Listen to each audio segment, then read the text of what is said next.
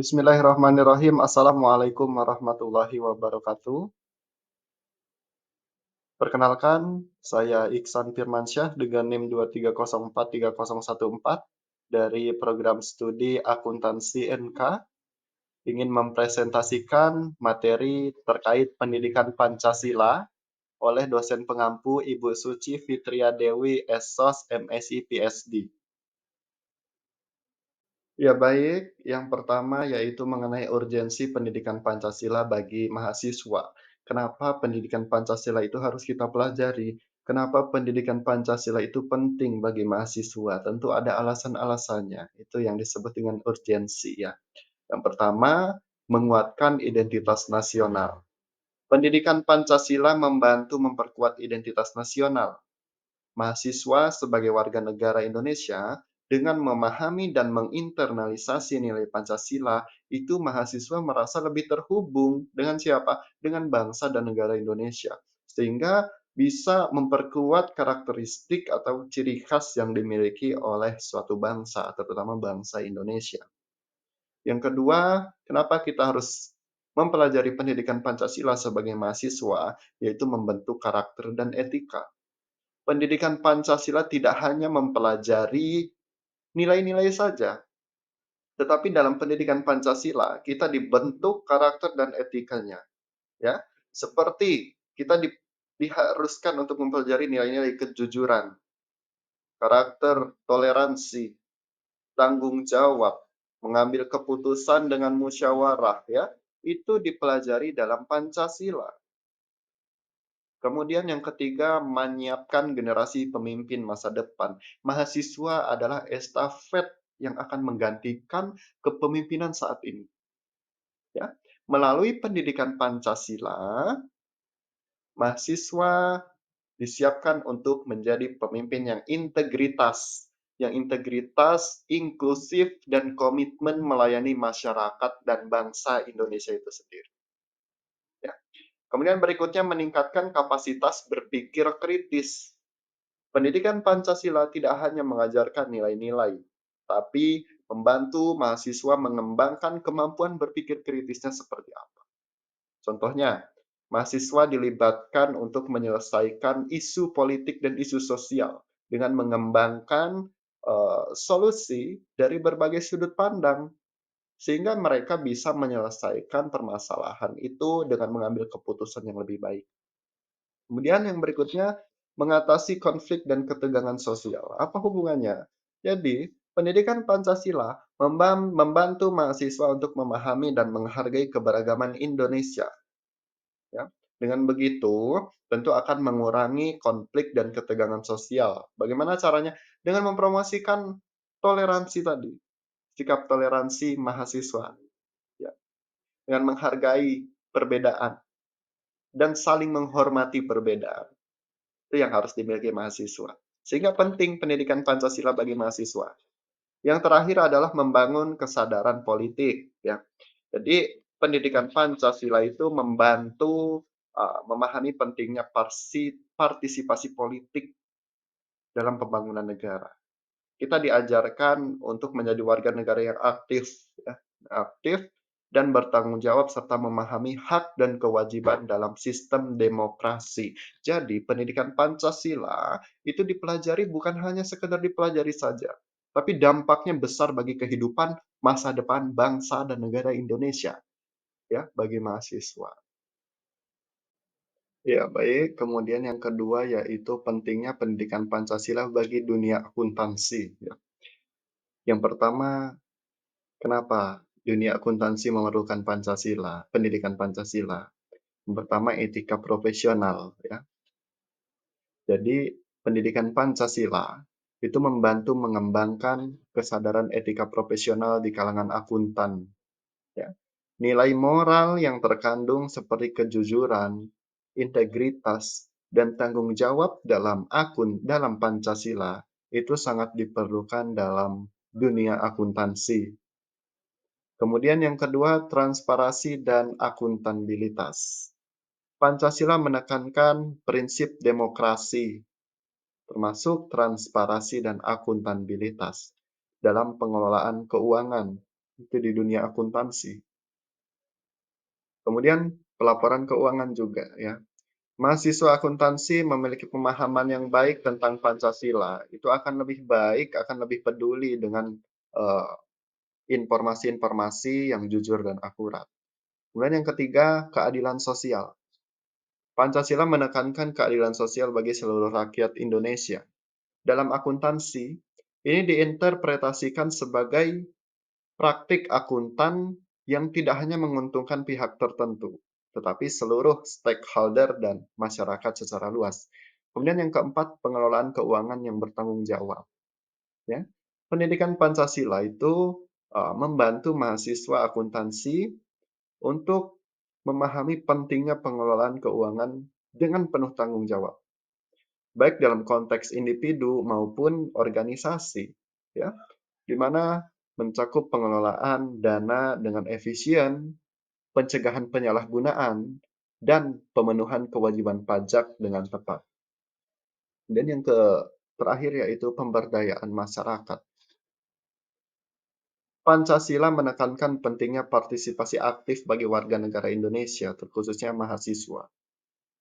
Dalam pembangunan negara, pada akuntansi ini membantu memahami peran sebagai agen perubahan yang dapat membangun dan memberdayakan masyarakat melalui praktek akuntansi yang berkelanjutan dan berorientasi pada kepentingan masyarakat.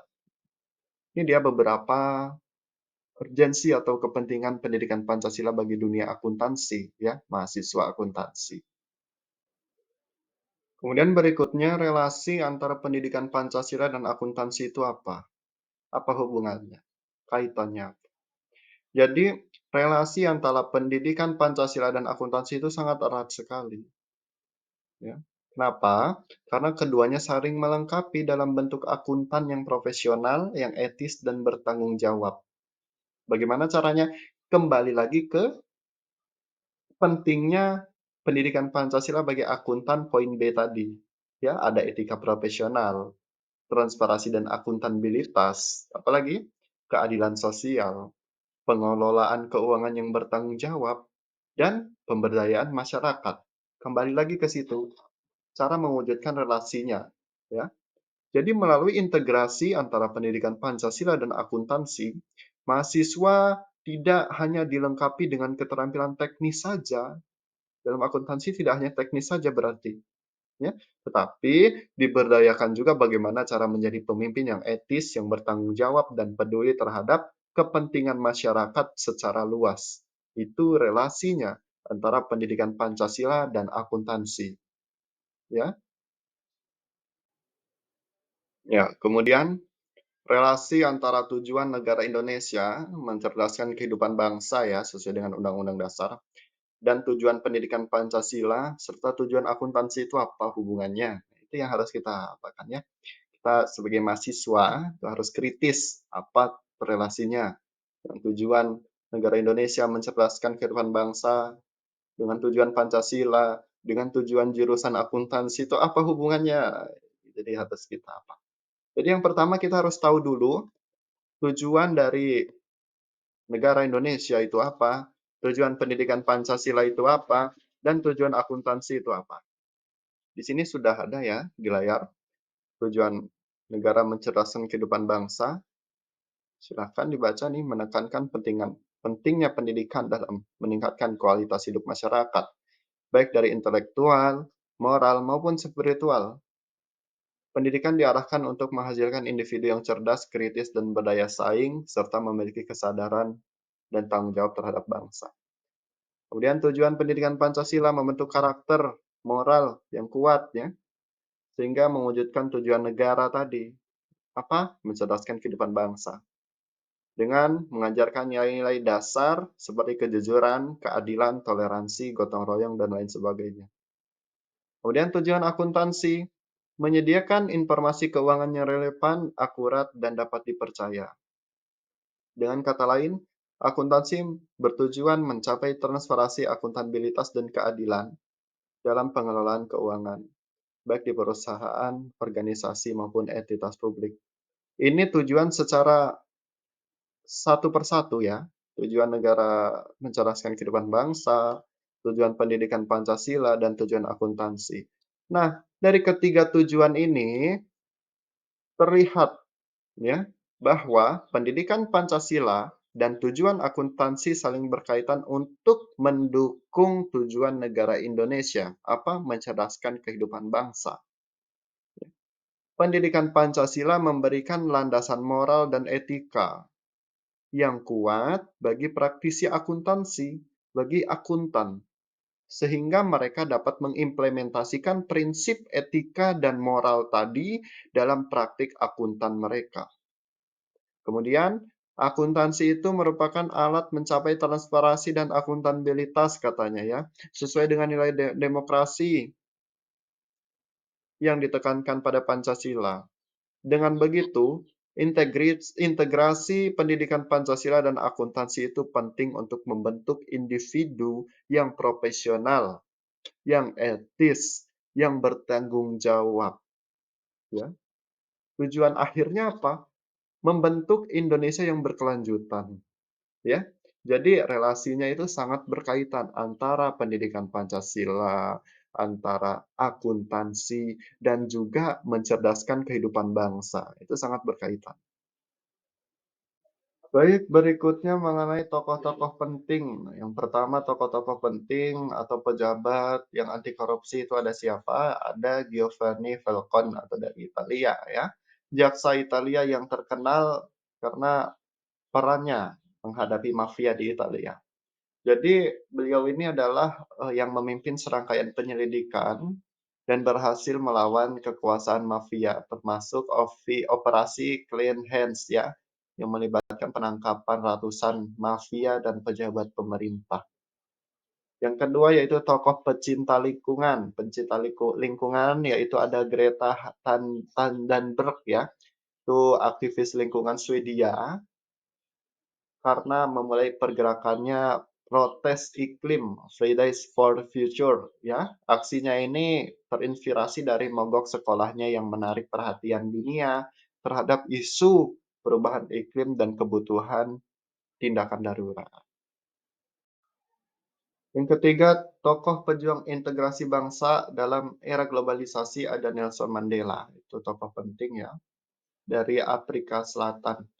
Itu simbol persatuan dan rekonsiliasi di negaranya di Afrika Selatan. Setelah pembebasan dari penjara, Mandela bekerja memperkuat kesatuan nasional dan mendukung transformasi Afrika Selatan menjadi negara demokratis yang inklusif. Kemudian yang keempat, tokoh pegiat moral atau karakter bangsa ada Ki Hajar Dewantara. Itu pendiri pendidikan nasional di Indonesia ya. Ini menekankan pentingnya karakter dan moral untuk generasi muda yang berkualitas. Pendidikan yang diusungnya itu ada namanya taman siswa ya, pembentukan karakter dari Ki Hajar Dewantara. Ya di sini yang kelima ada tokoh penggiat anti narkoba, ada Anas Urbaningrum ya, mantan ketum Partai Demokrat Indonesia yang aktif memerangi penyalahgunaan narkoba, itu memberikan pernyataan publik dan kampanye untuk bahaya narkoba. Kemudian yang keenam, penegak hukum yang adil. Tokohnya ada Mahatma Gandhi, itu pemimpin politik sosial ya, yang melawan penjajahan Inggris di India. Dia dari India, menggunakan prinsip keadilan, non-kekerasan, dan perdamaian. Ya. Kemudian ada tokoh anti terorisme, yaitu ada Najib Razak, itu dari Malaysia, mantan Perdana Menterinya ya. Itu terlibat memerangi terorisme di Malaysia dan di kawasan Asia Tenggara. Memimpin upaya untuk memperkuat kerjasama regional ya dalam memerangi jaringan teroris, termasuk melalui ASEAN dan forum keamanan regional lainnya. Itu terkait tokoh-tokoh ya. Kemudian berikutnya pokok isi pidato yang disampaikan oleh tokoh-tokoh Muhammad Yamin, Ki Bagus Hadikusumo, Insinyur Soekarno, dan Supomo pada sidang BPUPKI pertama. Yang pertama Muhammad Yamin, pokok isinya yaitu mengenai kemerdekaan sebagai hak alamiah, perjuangan melawan penjajah, perlunya persatuan dan kesatuan, tanggung jawab membangun bangsa, dan kepentingan kontribusi pemuda ya, pentingnya kontribusi pemuda. Kemudian Ki Bagus Hadikusumo, Di Bagus Hadikusumo itu isi pokoknya pentingnya kemerdekaan, tanggung jawab bangsa Indonesia, perlunya persatuan kesatuan, partisipasi aktif rakyat, keterbukaan ide-ide baru, dan menghormati keberagaman. Insinyur Soekarno, sama seperti Muhammad Yamin, ya, kemerdekaan, hak alamiah, perjuangan melawan penjajah, pentingnya persatuan kesatuan, tanggung jawab membangun bangsa dan peran pemuda dalam perjuangan. Ya. Kemudian Supomo, ini pentingnya persiapan menuju kemerdekaan, peran konstitusi dalam membangun bangsa, pentingnya kerjasama dan kompromi, perlunya perlindungan HAM dan menghormati keberagaman agama dan budaya. Itu isi-isi pokok pidato yang disampaikan tokoh-tokoh pada sidang BPU PKI pertama. Iya. Berikutnya mengenai penjelasan Pancasila sebagai ya, yang pertama sebagai identitas bangsa Indonesia.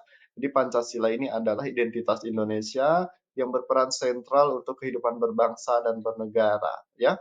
Jadi bangsa Indonesia ini memperoleh identitas yang kuat dan landasan yang kokoh untuk membangun bangsa yang adil, demokratis, dan berkeadilan sosial. Ya, Pancasila tidak hanya menjadi landasan konstitusional saja, tetapi menjadi panduan moral bagi individu dalam menjalani kehidupan. Ya. Kemudian yang kedua, jelaskan Pancasila sebagai kepribadian bangsa Indonesia. Pancasila sebagai kepribadian bangsa Indonesia. Masyarakat diarahkan hidup sesuai nilai luhur yang dijunjung tinggi, menjaga persatuan dan kesatuan, serta aktif dalam memajukan bangsa dan negara. Pancasila tidak hanya menjadi doktrin politik saja ya, tetapi menjadi landasan moral yang membentuk karakter dan kepribadian individu yang lebih baik untuk mewujudkan bangsa Indonesia yang lebih baik. Yang ketiga, Pancasila sebagai pandangan hidup bagi bangsa Indonesia ya. Jadi masyarakat Indonesia itu hidup sesuai dengan nilai luhur yang dijunjung tinggi, menjaga keharmonisan antara kehidupan duniawi dan spiritualnya. Kemudian berperan aktif untuk membangun masyarakat yang adil, sejahtera, dan berkeadilan. Jadi Pancasila ini sebagai dasar kita dalam hidup berkebangsaan ya, dasar filosofis. Juga menjadi panduan moral yang membentuk karakter. Kemudian Pancasila sebagai jiwa bangsa Indonesia ya. Jadi masyarakat Indonesia itu hidup sesuai dengan nilai yang mendasari identitas dan karakteristik bangsanya. Untuk apa? Menjaga persatuan, keadilan, dan kesejahteraan. Ya, kemudian memperkokoh semangat gotong royong dan kemandirian untuk membangun bangsa yang lebih baik. Ya, jadi Pancasila ini perekat atau mengikat bersama rakyat Indonesia untuk meniti bangsa Indonesia yang lebih baik lagi. Ya, kemudian yang terakhir Pancasila sebagai perjanjian luhur bangsa Indonesia. Ya, melalui ini Indonesia sepakat komitmen untuk membangun negara yang adil, demokratis, dan berkeadilan sosial. Jadi Pancasila itu menjadi ikatan yang mengikat bersama rakyat Indonesia untuk meniti perjalanan sejarah dan membangun masa depan yang lebih baik. Itu terkait Pancasila sebagai perjanjian luhur bangsa Indonesia. Ya, baik. Kemudian terkait contoh pengambilan keputusan berdasarkan musyawarah ya di lingkungan saya pribadi atau di lingkungan organisasi. Jadi saya mengikuti organisasi Asalam, Asosiasi Pelajar Islam, Selam Sumbar tingkat Sumatera Barat. Setiap akhir kepengurusan itu diadakan yang namanya musyawarah besar. Setiap akhir periode, 1 tahun sekali rutin ya. Itu guna menyampaikan laporan pertanggungjawaban pengurus selama 1 tahun dan untuk mencari kepengurusan baru, mengganti kepengurusan. Ya. Jadi seperti biasa itu ada yang namanya presidium, presidium inti, ya, ada presidium 1, presidium 2, dan presidium 3. Jadi sidang itu ini musyawarahnya dalam bentuk sidang dipimpin oleh presidium. Ya, ada presidium 1, 2, dan 3. Kemudian tentu dalam musyawarah ini memakan waktu yang lama. Ya, di Asalam sendiri waktunya itu selama 3 hari, 3 hari, 3 hari berturut-turut. Kemudian tentu ada kearifan yang timbul dan juga ada kendala. Kearifan yang timbul itu ada sikap yang saling menghargai pendapat atau menghormati pendapat dalam sidang, dalam musyawarah. Kemudian apabila ada masalah, ya, seseorang menyampaikan pendapat sehingga ternyata itu merupakan menimbulkan permasalahan, maka dicari solusinya. seperti dilakukan skorsing, penundaan rapat atau penundaan sidang. Kemudian silakan diskusi untuk menyelesaikan masalah. Kemudian musyawarah ini dipimpin oleh presidium sehingga terstruktur, jelas jalannya, ya, dipimpin oleh pimpinan sidang, ya, pimpinan sidang. Di balik kearifan yang timbul tentu ada kendala juga ya. Kendalanya yang pertama monoton, tentu dalam sidang itu monoton. Tidak ada ice breaking ya, apalagi waktunya lama selama 3 hari gitu kan, sidang terus selama 3 hari. Kemudian membosankan dan tidak semua berperan aktif ya, bahkan ada peserta sidang atau peserta musyawarah besar ini dia mengantuk karena monoton tadi, karena membosankan. Iya, kemudian bukti sosiologis Pancasila sebagai dasar negara merupakan nilai yang hidup dan berkembang di Indonesia ini apa? Yang pertama, adanya penerapan dalam sistem pemerintahan, adanya pengakuan dalam konstitusi. Jadi, dalam sistem pemerintahan dan konstitusi itu mereka pasti mengambil dasarnya, landasannya itu dari nilai-nilai Pancasila, ya. Kemudian pembentukan kebijakan publik itu juga diambil dari nilai-nilai Pancasila. Budaya dan tradisi, jika tidak diambil dari nilai Pancasila, itu akan melenceng dan pasti Indonesia akan hancur karena tidak sesuai dengan nilai-nilai Pancasila. Pendidikan dan kesadaran serta peran dan konflik sosial dan politik itu juga diambil dari nilai-nilai Pancasila yang ada. Kemudian, apakah nilai Pancasila dalam kehidupan masyarakat itu mengalami kemunduran atau tidak? Pertanyaannya, ya? Jawab saja. Logikanya, dalam mengevaluasi itu kita harus mengetahui data yang kuat. Apabila data-data yang kuat itu mendukung nilai-nilai Pancasila yang digunakan dengan baik sebagai landasannya, itu pasti tidak akan mengalami kemunduran. Ya. Jadi dinamika sosial politik dan budaya itu mempengaruhi persepsi dan penerapan nilai tersebut. Jadi evaluasinya itu, apabila kita melakukan evaluasi terhadap nilai Pancasila, apakah mengalami kemunduran atau tidak, harus didukung dengan data yang kuat, data empiris ya, begitu. Nah, kenapa terjadi dinamika atau pasang surut wibawa Pancasila sebagai dasar negara? Tentu ada sebab-sebabnya, ya. Yang pertama, perubahan sosial dan budaya. Kenapa bisa terjadi? Jadi perubahan sosial dan budaya seperti ini di masyarakat, eh, ini bisa mempengaruhi cara pandang masyarakat itu terhadap nilai-nilai Pancasila, ya. Nilai yang dipegang masyarakat itu. Jadi ini mempengaruhi pemahaman dan penerimaan mereka terhadap nilai dari Pancasila. Kenapa? Karena perubahan sosial tadi, perubahan budaya tadi. Kemudian yang kedua perubahan pemerintahan, ya.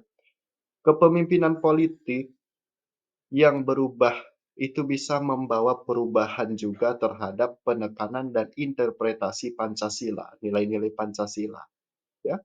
Pandangan dan prioritasnya itu berdampak bagaimana Pancasila diimplementasikan, diterapkan ya, bagaimana nilai-nilainya diterapkan oleh pemerintah itu, ya. Jadi yang berikutnya tantangan eksternal ya. Pengaruh luar seperti globalisasi ini sangat berpengaruh. Pandangan dan nilai-nilai yang dipegang masyarakat itu jadi berubah ya. Perdebatan akan timbul dalam penafsiran nilai-nilai Pancasila. Kemudian konflik internal, permasalahan dari dalam. Perselisihan politik sosial atau agama itu menciptakan ketegangan dalam pemahaman nilai Pancasila yang mempengaruhi stabilitas politik dan kepercayaan masyarakat itu menjadi berkurang terhadap nilai Pancasila. Yang terakhir, kurangnya pendidikan dan penyuluhan. Ini merupakan faktor paling penting. Kenapa? Kesadaran manusia menjadi kurang terhadap pentingnya nilai-nilai Pancasila. Ya, ini menjadi faktor yang menyebabkan pasang surut pengakuan terhadap Pancasila dan penghargaan terhadap nilai-nilai Pancasila. Ya, baik. Berikutnya, tantangan globalisasi yang bertentangan dengan nilai Pancasila sekaligus solusinya seperti apa? Jadi beberapa tantangan yang berkaitan atau yang bertentangan dengan Pancasila, nilai-nilai Pancasila. Yang pertama, individualisme yang berlebihan ya. Jadi globalisasi ini sangat memperkuat individualisme dengan materialisme sehingga bertentangan dengan nilai gotong royong dan kebersamaan. Kemudian yang kedua, pengaruh budaya asing. Pengaruh budaya asing itu membawa masuknya budaya asing yang tidak sejalan dengan nilai lokal, seperti kecenderungan konsumerisme yang berlebihan. Kemudian eksploitasi ekonomi. Ini hubungannya dengan globalisasi adalah yaitu eksploitasi ekonomi yang meningkatkan kesenjangan sosial yang bertentangan dengan nilai keadilan sosial dalam Pancasila. Kemudian yang keempat, penyebaran ideologi dan nilai asing. Ya, itu globalisasi itu memperkuat penyebaran ideologi dan nilai asing yang tidak selaras, yang tidak sejalan dengan Pancasila. Contohnya apa? Individualisme dan hedonisme. Ya, solusinya bagaimana? Yang pertama, penguatan pendidikan nilai-nilai Pancasila. Ya, yang menekankan nilai Pancasila sejak dini itu bisa membantu memahami prinsip dasar Pancasila sehingga lebih tahan pengaruh negatif tadi. Yang kedua, pengembangan industri kreatif lokal, yaitu mendorong perkembangan industri kreatif lokal yang mengedepankan nilai budaya. Ya. Kemudian penguatan kelembagaan nasional, ini untuk melindungi kepentingan nasional dan mencegah eksploitasi ekonomi sehingga sosial yang bertentangan dengan nilai Pancasila. Kemudian yang keempat, mengembangkan kerjasama internasional yang berkeadilan, itu melakukan kerjasama dengan prinsip keadilan saling menguntungkan, ya, dan menghormati kedaulatan nilai budayanya, sehingga bisa meredam dampak negatif dari globalisasi. Yang terakhir, penegakan hukum dan regulasi yang berkeadilan. Ini bisa diperkuat ya, yang mengatur perlindungan terhadap nilai Pancasila dan mengontrol dampak negatif globalisasi yang bertentangan dengan nilai Pancasila itu sendiri. Baik, demikian sedikit presentasi ya, materi pendidikan Pancasila dari bab 1, bab 2, bab 3 itu tidak semua, jadi hanya beberapa soal atau beberapa materi. Terima kasih atas perhatiannya, semoga bermanfaat. Akhirul kalam, wassalamualaikum warahmatullahi wabarakatuh. Sampai jumpa.